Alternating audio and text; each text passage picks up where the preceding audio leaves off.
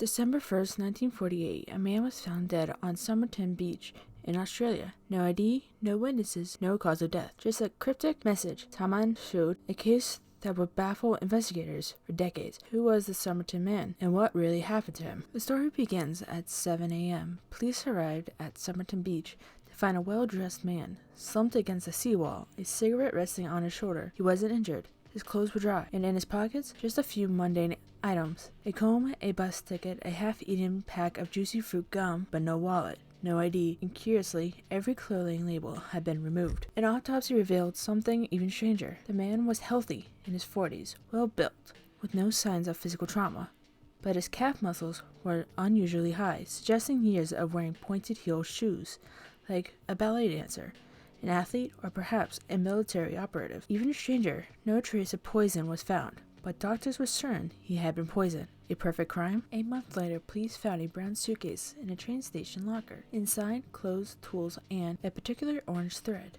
The same thread that had been used to repair the Somerton man's trousers. But every label, every identifying mark, had been meticulously removed except for a single name, T. Kane.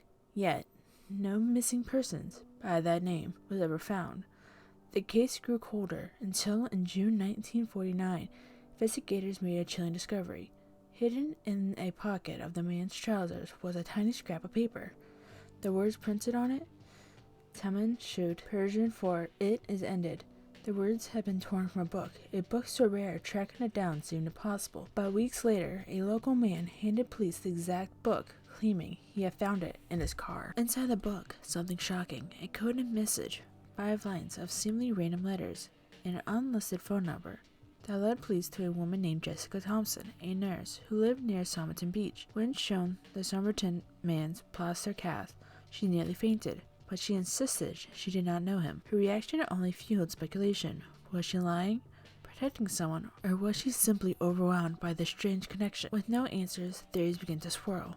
Could the Somerton man have been a spy? The Cold War had just begun. He was found near sensitive military sites.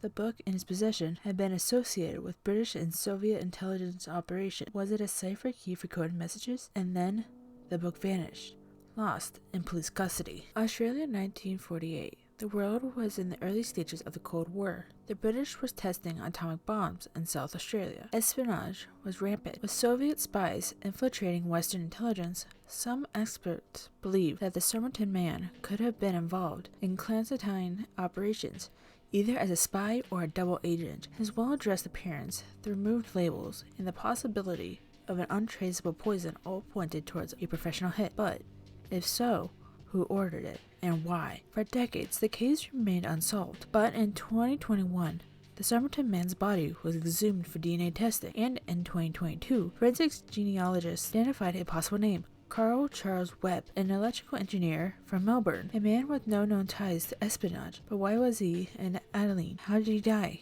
And what was his connection to Jessica Thompson?